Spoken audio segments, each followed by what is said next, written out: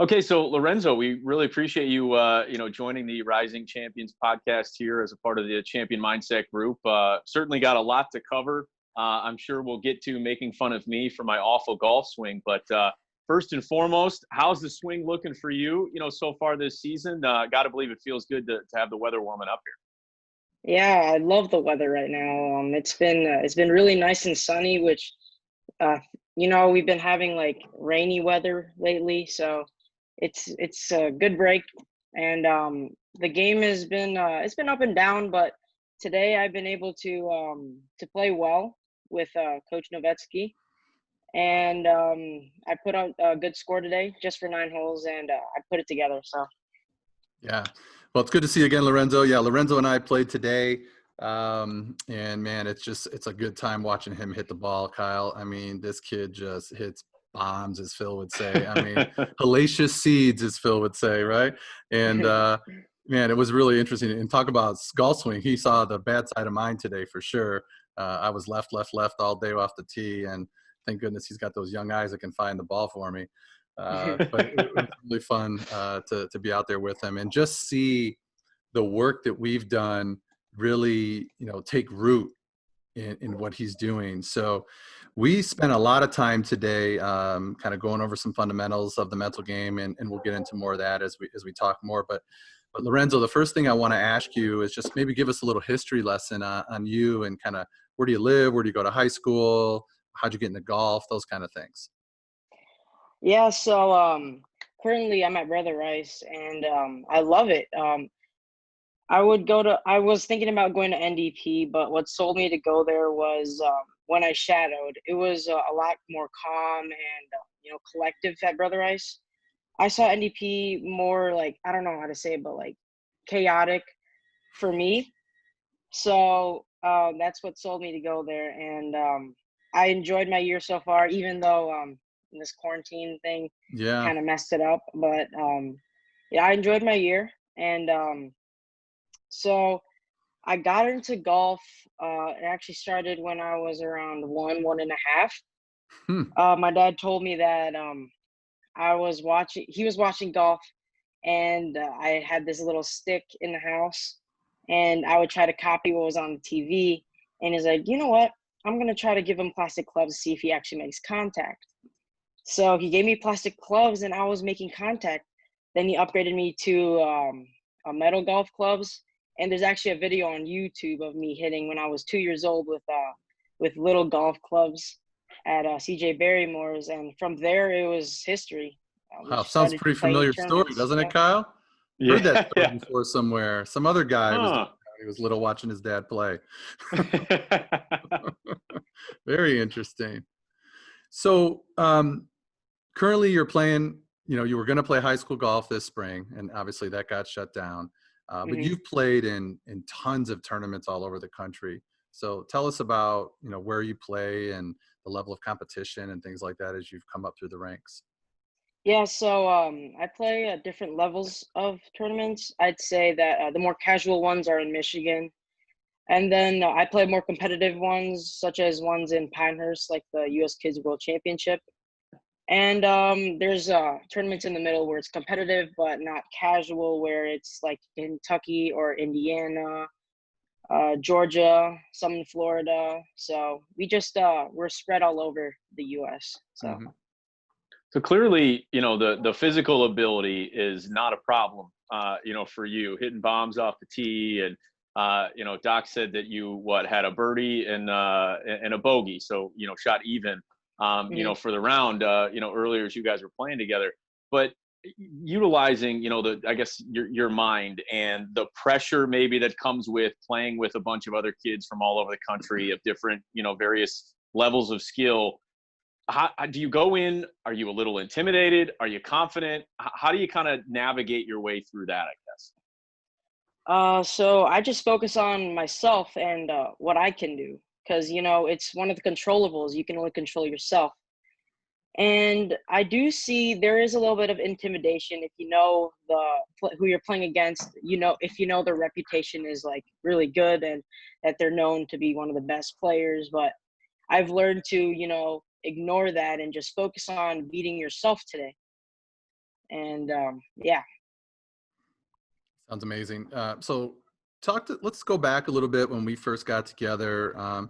What do you remember the reasons were that you came in the first time to meet with me? What was the biggest issue?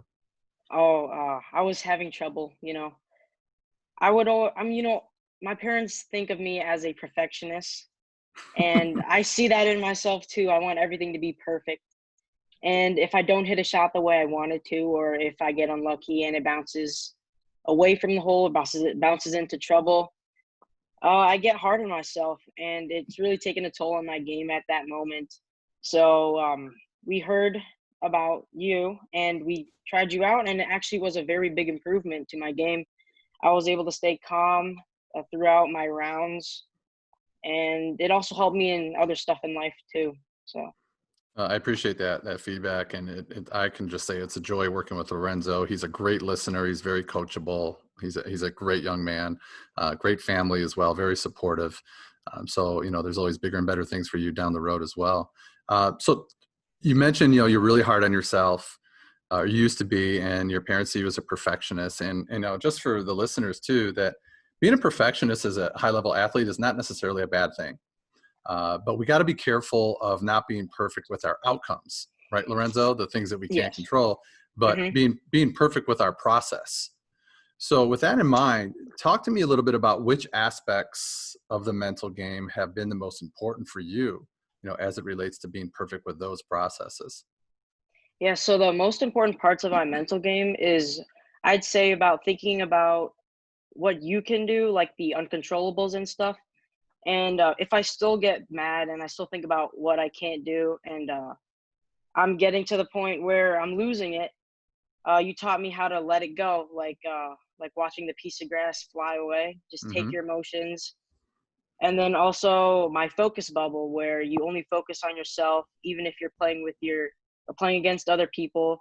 When to be in that bubble only by yourself and focusing, and when you can pop it and be sociable with other people in your group. Yeah, and that's probably really difficult sometimes, I imagine. Yeah. See, the funny thing is, so my background is in media and writing and journalism and some PR. And, I would equate this to what you guys are talking about.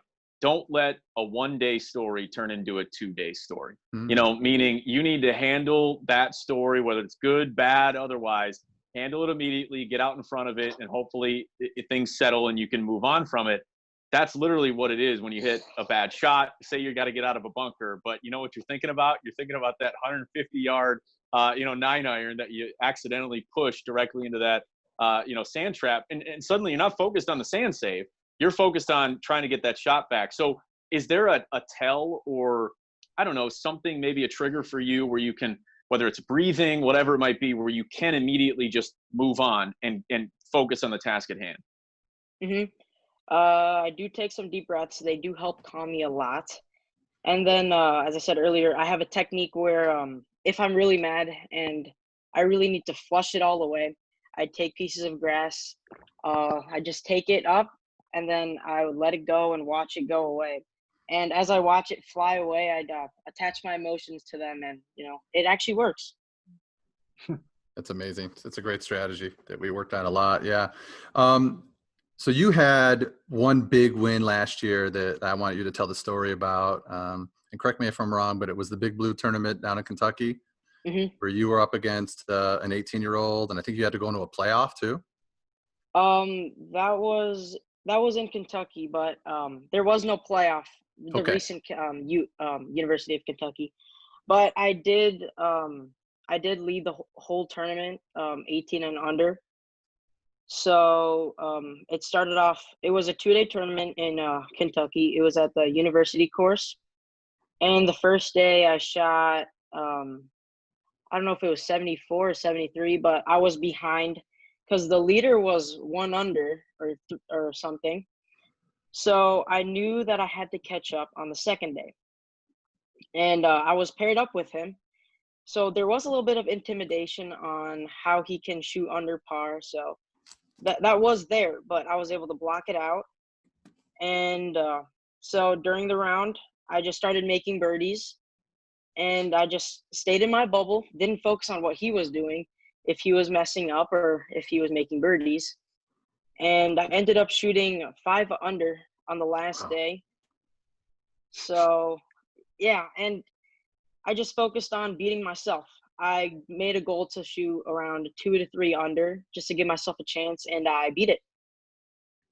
And it turned out great. Yeah. So Lorenzo, after hearing that, I don't think I ever want to play golf with you, okay? Because you would make me feel so bad about how I'm playing at golf. No, that's incredible. It really is. Thanks. And I want to make sure, I mean, those are legit courses too. I mean, what was the yardage on that course? It should be around 66 to 68, I'd say. So I mean, you're shooting 5 under on a legit high school, college type course setup, right? Mm-hmm. Yeah, I mean, so it's not just some 5,500 yard course. You have to hit it far. So that brings up today. You and I talked a lot about this today about course strategy. So maybe tell our listeners about what we worked on today for those little 2-3 hole match setups that I kind of put in your head for today. So we played 9 today, and we did some practice for mental games as long as physical. So we set up 3-hole stretches where you're in a situation if you were 1 back or if you were winning by 1. So the first situation we did was that I was down 1 and I needed to I just needed to finish the last 3 holes 1 under. Yeah. So the first hole of the 3, I birdied it. And the second hole was a really short par 4. And you can get away with a 5-iron tee shot, and then you would still have a wedge in. So I ended up taking driver, which was a bad choice, and I ended up behind a tree. And then I lectured him for 5 minutes. Yeah. So. Hey, he did what a true golfer does. If you see a short par 4, you're always pulling out that driver. Right. Yeah. But why was that a bad decision? And help us help other golfers that are going to make that bad choice you made today too. Yeah. So today I learned that this mindset will help you win, and taking driver on that hole, that wasn't going to help you win. But this mindset will encourage you to play safe, and it'll help you win. So what happened on that hole?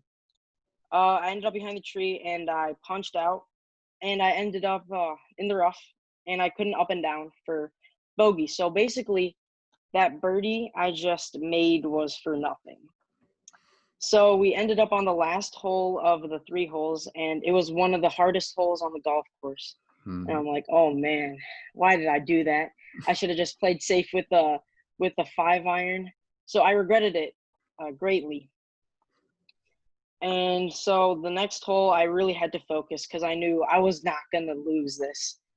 So I took driver and I hit it in the fairway.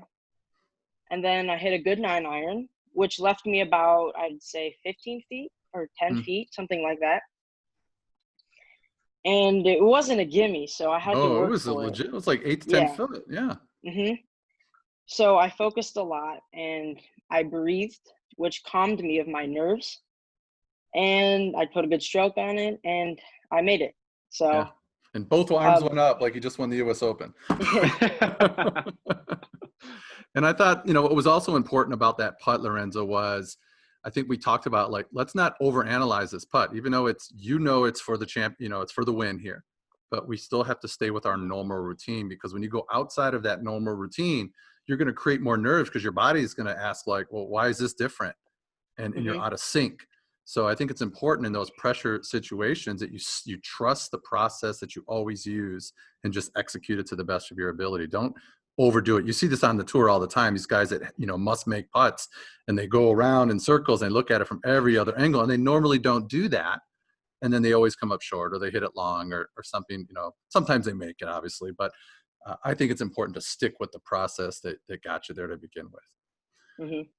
Lorenzo, I'd be curious to know, because, it certainly sounds like you are extremely competitive and take golf very, very seriously, which is great, and certainly for, an amateur golfer like me, I like to mix it. I like to have fun sometimes. And then when I'm playing well, okay, maybe I'll take it a little bit more seriously on this day. But has it gotten to a point where it's hard for you to compartmentalize that? Like there's days where maybe you want to have some fun and make it a relaxed round, something with friends, or is that just not your mentality at all? It's always, I need to be at my very best all the time. There are times where I do need a break. So I would go out with my friends. I have some friends up there, and I just, have fun, play a little best ball with each other.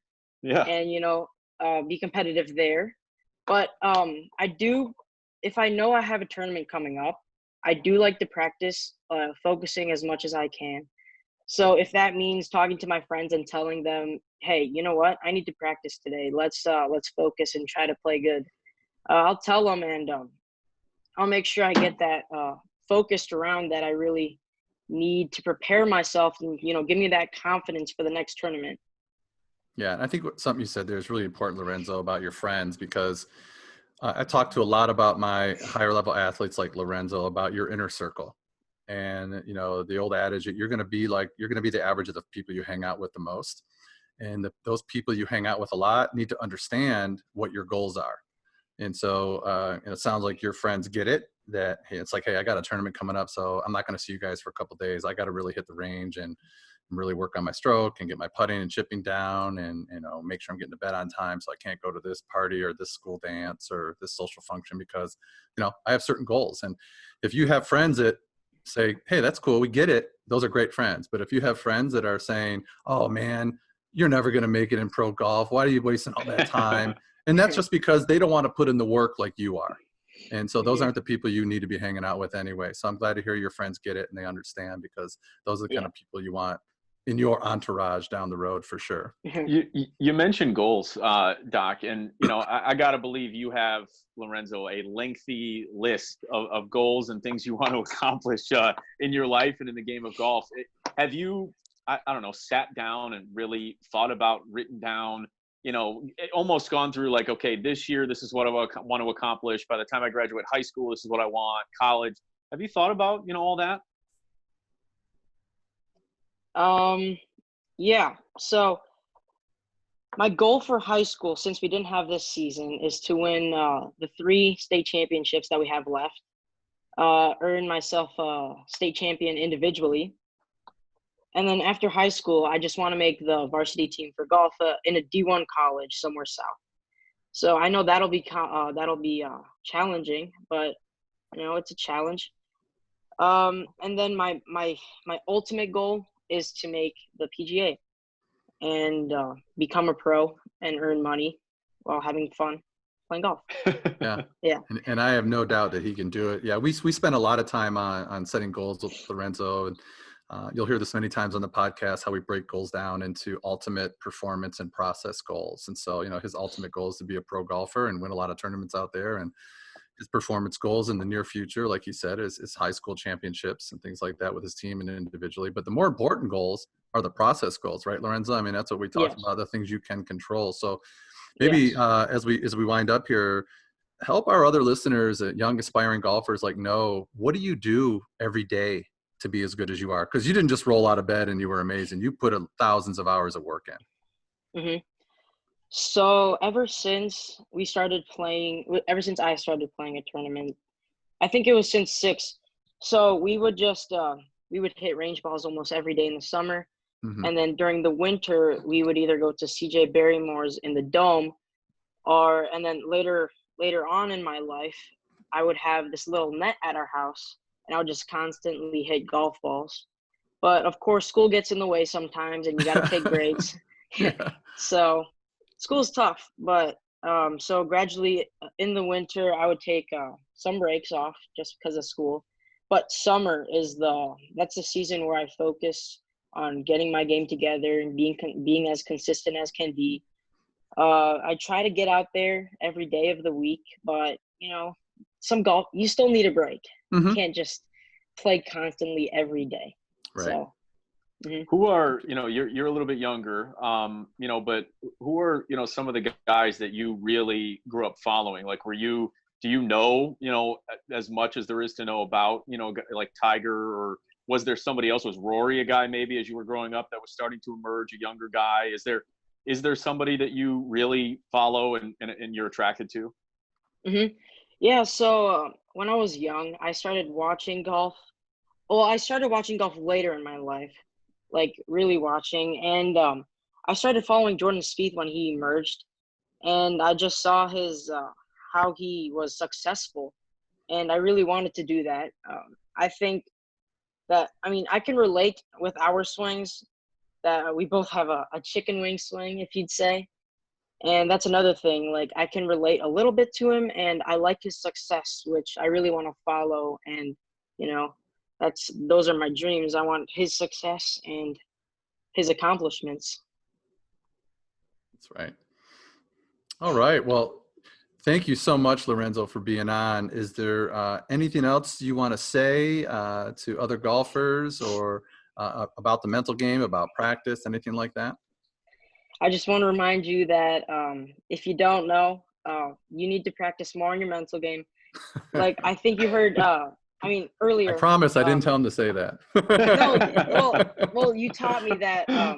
You asked me that how much % of your game is mental, and I knew the answers to that. I said, 70, 80. But then he asked me, how much time do you spend practicing on it? I'm like, oh wow. So, and I spent 0.